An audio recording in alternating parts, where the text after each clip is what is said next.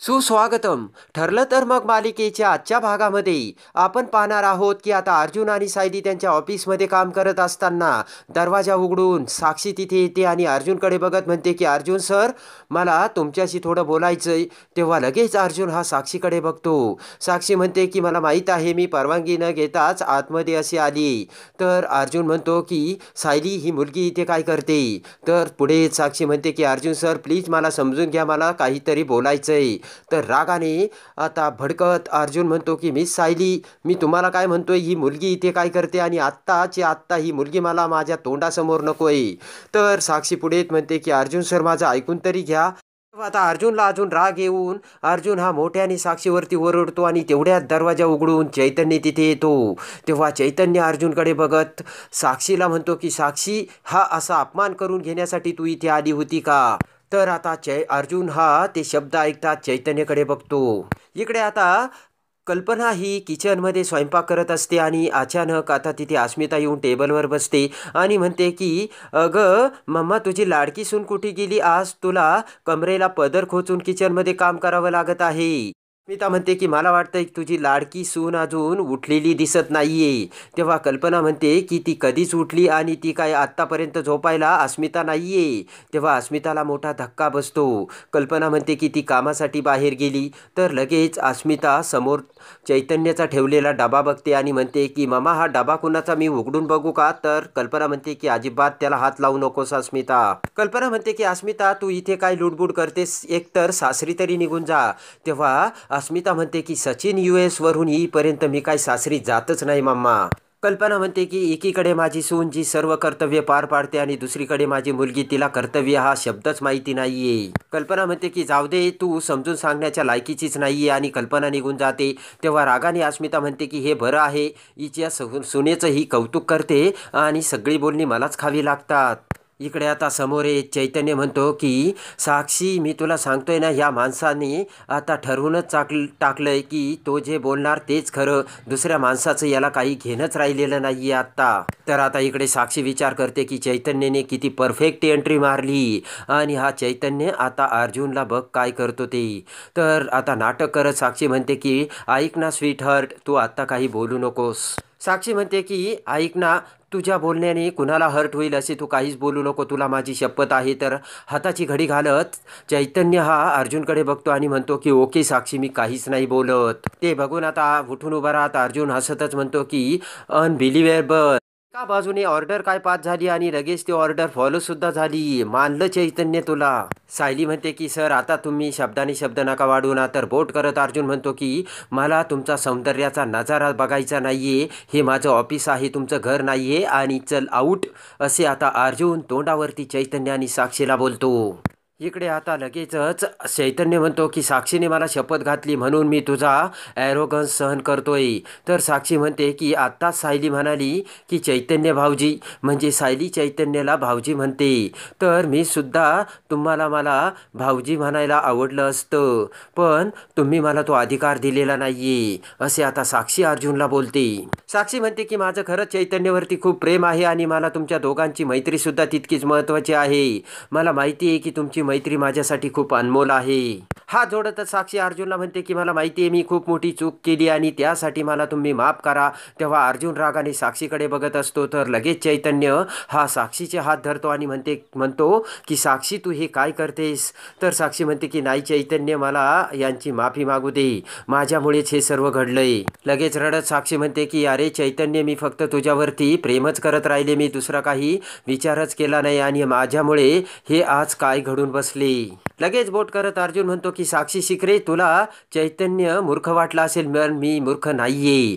तेव्हा साक्षी म्हणते की अहो अर्जुन सर, काय बोलताय तुम्ही, माझं खरंच चैतन्यवरती प्रेम आहे. साक्षी म्हणते की माझं चैतन्यवरती खरंच खूप प्रेम आहे आणि हा ड्रामा नाहीये. तर लगेचच साक्षीचे ते सर्व नाटक बघून टाळ्या वाजवत अर्जुन हा साक्षी समोर येतो आणि म्हणतो की वाह, काय ऑडियन्स दिली, पण तुझे ऑडियन्स ऐकायला हा समोर अर्जुन सुभेदार आहे आणि मी तुझ्या डोळ्यात बघितलंय साक्षी, तू एकदमच कॅरेक्टरलेस खालच्या पातळीची बाई आहे. ते ऐकून आता चैतन्याला राग येऊन चैतन्य म्हणतो की बस अर्जुन बस.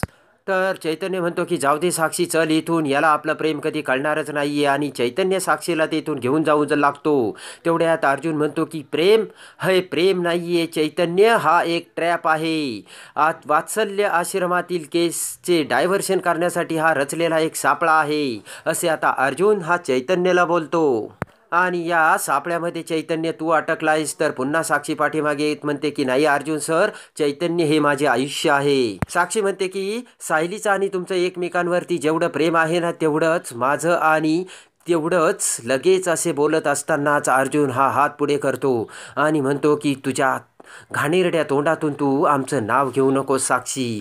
ते ऐकून चैतन्य आणि साक्षीला मोठा धक्का बसलेला असतो. लगेच सायली म्हणते की चैतन्य सर, तुम्ही साक्षीला इथून घेऊन जा ना. तर अर्जुन म्हणतो की चल निघ.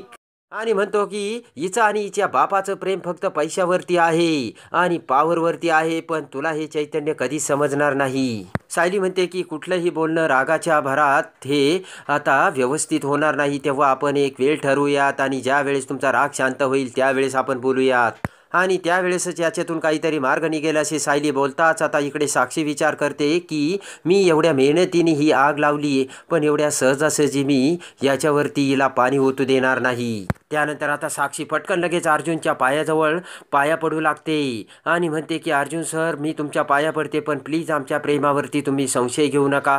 ते बघून आता अर्जुन रागाने हा चैतन्यकडे बघतो. तर चैतन्य सुद्धा साक्षीकडे बघून अवाक झालेला असतो. तर आता सायली म्हणते की प्लीज मला माफ करा, मी तुमच्या पाया पडते सर, पण मी हे जे काही करते ना ते फक्त चैतन्याच्या प्रेमासाठी करते, कारण यामुळे चैतन्याला त्रास होतो आणि चैतन्याचा त्रास मी सहन करू शकत नाही. तर आता इकडे अस्मिता ही पटकन अर्जुनच्या रूमकडे पळतच धाव घेते आणि म्हणते की आता अर्जुन गेलाय ऑफिसला आणि सायली गेली भटकायला. तर आता त्यांच्या रूममध्ये आपल्याला नक्कीच काहीतरी इंटरेस्टिंग भेटते का हे आपण बघू. इकडे आता चैतन्य पटकन साक्षीला पळत येऊन धरतो आणि म्हणतो की साक्षी उठ, तू प्लीज या माणसाच्या पाया पडू नकोस, या माणसाला काहीही फरक पडणार नाही. तर साक्षी ऐकायला तयारच नसते. तर आता साक्षीने अर्जुनचे पाय धरलेला असतो. तेव्हा अर्जुन म्हणतो की सायली हे काय चाललंय, हे नॉनसेन्स, आणि या मूर्ख मुलीला उठवायला सांग. तर लगेच सायली ही साक्षीला धरून उठवते आणि म्हणते की बाजूला हो साक्षी, हे तुझं काय चाललंय. आणि लगेच चैतन्य हा साक्षीला लगेच हात धरून उठवतो. तर लगेच साक्षी म्हणते की मला माहिती आहे तुमच्या नात्याला माझ्यामुळे दृष्ट लागली आणि यांनी मला आणि तुला माफ केल्याशिवाय आपला संसार सुखाचा नाही होऊ शकत. तेव्हा मी काय करू चैतन्य की जेणेकरून यांचा राग शांत होईल आणि हे आपल्याला माफ करतील. तर आता लगेच चैतन्य साक्षीला मिठी मारतो. तर लगेच सायली म्हणते की हिला पाणी देते. तर अर्जुन म्हणतो थांब, चैतन्य देईल तिला पाणी आणि दरवाजा चैतन्याला चांगलाच माहिती आहे. तर लगेच साक्षी म्हणते की म्हणजे तुम्ही मला माफ केलं का अर्जुन सर. बोट करत अर्जुन म्हणतो की थांब, तुझ्यासारख्या फ्रॉड मुलीला मी माफही करू शकत नाही आणि तुझ्याबरोबर बोलायची माझी इच्छा सुद्धा नाहीये. तर लगेचच अर्जुन म्हणतो की आज आश्रम केस जिंकण्यासाठी तू चैतन्याला फसवलंस आणि खोट्या प्रेमाचं नाटक केलं. उद्या एखाद्या प्रॉपर्टीसाठी तू अजून एका दुसऱ्यासोबत प्रेमाचं खोटं नाटक करशील. एवढी कॅरेक्टरलेस आहे तू. ते ऐकताच आता चैतन्याला राग येऊन चैतन्य म्हणतो की बास अर्जुन, माइंड युअर टंग. बोट करत चैतन्य म्हणतो की अर्जुन सुभेदार, साक्षीच्या चारित्र्यावर शिंतोडी उडवण्याचा ना तुला अधिकार आहे ना तुझी लायकी. ते ऐकून आता अर्जुनला मोठा धक्का बसलेला असतो. तेव्हा राग येऊन अर्जुन लगेच चैतन्याचा हात खाली करत म्हणतो की मी बोलणार, कारण मी खरं बोलतोय. अर्जुन म्हणतो की तुला प्रेमाच्या जाळ्यात अडकवल्याचा तू पहिला मुलगा नसणार आणि शेवटचाही नसणार चैतन्य. आणि लगेच रागाने चैतन्य अर्जुनची कॉलर पकडतो. तेव्हा अर्जुनला मोठा धक्का बसतो. ताबडतोब सायली म्हणते की थांबवा हे सगळं आत्ताच्या आत्ता, आता हाणामारीवरती वेळ आली का. तर लगेच चैतन्य अर्जुनची कॉलर सोडतो. तेव्हा साक्षी म्हणते की हे सर्व माझ्यामुळे होतंय आणि मी हे सहन करू शकत नाही. तर आता साक्षी म्हणते की हे माझ्याच्याने सहनच होत नाही आणि रागाने डोक्याला हात लावून साक्षी तेथून निघून जाते. इकडे आता तन्वी ही घराच्या बाहेर येऊन साक्षीला फोन लावत असते, पण साक्षी फोनच उचलत नसते. तेव्हा तन्वी विचार करते की या साक्षीचं चाललंय तरी काय, माझा फोन का नाही घेत ती. आणि पुन्हा तन्वी ही साक्षीला फोन लावते. तर तेवढ्यात पाठीमागून रविराज तिथे येतो आणि म्हणतो की कुणासोबत बोलते. तर लगेच तन्वी फोन ठेवत म्हणते की अहो बाबा, माझ्या मैत्रिणीला कॉल करत होते, अभ्यासाचं विचारायचं होतं. तर लगेच रविराज म्हणतो की थोडंसं महत्त्वाचं बोलायचं होतं तन्वी मला. तर तन्वी रविराजकडे बघत विचार करते की मला त्रास दिल्याशिवाय याच्या घशाखाली घासच उतरत नाही सकाळी सकाळी. रविराज म्हणतो की तन्वी तुझा तो बॉयफ्रेंड काय नाव त्याचं? तर तन्वी म्हणते सँडी. तर रविराज म्हणतो की तो काय करतो ग? तर तन्वी म्हणते तो सॉफ्टवेअर इंजिनियर आहे. तर रविराज म्हणतो की मला त्याच्यासोबत थोडं बोलायचं आहे, तू त्याला बोलावून घे घरी. तर लगेच रविराज आतमध्ये निघून जातो. तर आता इकडे चैतन्य साक्षी निघून गेल्यानंतर अर्जुनला म्हणतो की मला लाज वाटते की तू एकेकाळी माझा मित्र होतास, अरे तू साक्षीच्या चारित्र्यावरती संशय घेतोस. तर आता अर्जुन म्हणतो की ती साक्षी काय लायकीची आहे तुला अजूनही कळत नाही का चैतन्य? अरे ती नात्याचे बिझनेस करते बिझनेस. तेव्हा लगेच चैतन्य मोठ्याने ओरडत म्हणतो की अर्जुन. तर सायली लगेच म्हणते की बस करा आता हे सर्व. तर आता सायली म्हणते की तुम्ही भांडू नका, आपण संवादाने बोलू. तर चैतन्य म्हणतो की संवादाचा याला अर्थ तरी कळतो का? तर लगेच बोट करत अर्जुन म्हणतो की चैतन्य. तर लगेच चैतन्य म्हणतो की आवाज खाली. तेव्हा रागाने अर्जुन आता पुन्हा चैतन्यकडे बघतो. चैतन्य म्हणतो की मी आता तुझ्या हाताखाली काम नाही करत. तर सायली म्हणते की चैतन्य सर तुम्ही आता अशाने वाद चिघळू नका. तर चैतन्य म्हणतो की मी वाद चिघळतोय? चैतन्य म्हणतो की साक्षी आली होती आणि सगळा अपमान सहन करून ती तुझ्याकडे मैत्रीची भीक मागत होती. अर्जुन तू काय केलं? चैतन्य म्हणतो की तू पुन्हा तिचा अपमान केला. तर अर्जुन म्हणतो की केअरफुली मी फक्त तिचा अपमान केलाय चैतन्य. शुक्र कर की मी धक्के मारून तिला ऑफिसच्या बाहेर नाही काढलं ते. तर अर्जुन म्हणतो की फक्त तिलाच नाही तर तुला सुद्धा धक्के मारून ऑफिसच्या बाहेर काढून द्यायला हवं होतं.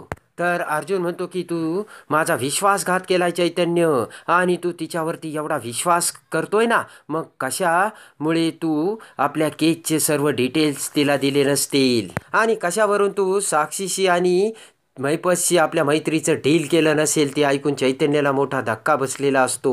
तेव्हा चैतन्याला राग येऊन लगेचच चैतन्य हा अर्जुनवर धावून जातो आणि म्हणतो की तोंड बंद ठेवायचंय आणि मी आपल्या मैत्रीचा विश्वासघात करील आणि मी आपल्या ह्या केसबद्दलचं सर्व त्यांना सांगेल. असा तुला वाटलंच कसं? चैतन्य म्हणतो की अरे आपल्याला साक्षीचे CCTV फुटेज भेटले होते ते सुद्धा मी तिला सांगितलं नाही, आणि कोर्टात तिच्यावरती बॉम्ब पडत होते तरीसुद्धा मी तिला बोललो नाही, आणि तू आपली मैत्री विकलीस हे तू मला बोलतोयस अर्जुन. तर आता अर्जुन म्हणतो की चैतन्य माझा तुझ्यावरती विश्वासच राहिलेला नाहीये, कारण तू सगळे सिक्रेट्स आता विकलेत. तेव्हा चैतन्य म्हणतो की मी आपल्या मैत्रीचे सर्व सिक्रेट जपून ठेवले अर्जुन, पण तुझ्याकडे माझं सर्वात मोठं सिक्रेट आहे, आणि ते म्हणजे कॉन्ट्रॅक्ट मॅरेज. ते ऐकून आता अर्जुनला मोठा धक्का बसलेला असतो, आणि 2च शब्दात आता चैतन्याने अर्जुनला ब्लॅकमेल करायचे ठरवलेले असते. तर आता ती शब्द ऐकताच आता अर्जुन रागाने चैतन्यकडे बघू लागतो. तर आता कॉन्ट्रॅक्ट मॅरेज हे शब्द ऐकताच अर्जुनच्या पायाखालची जमीन सरकलेली असते. तेव्हा चैतन्य आता सायली आणि अर्जुनचे कॉन्ट्रॅक्ट मॅरेज असल्याचे सत्य साक्षी समोर आणणार का? तर आता चैतन्य आणि अर्जुनचे नाते पुन्हा पहिल्यासारखे करण्यासाठी सायली ही कोणता धमाका करते आणि साक्षीचे कोणते सत्य समोर आणून साक्षीचा खरा चेहरा चैतन्याला समोर आणून कसे डोळे उघडवते, आणि पुन्हा अर्जुन आणि चैतन्य मध्ये कशी नाती आणि मैत्री निर्माण करते हे बघण्यासाठी, आणि ठरलं तर मग मालिकेच्या डेली अपडेटसाठी आपल्या चॅनलला लाईक करा, सबस्क्राईब करा.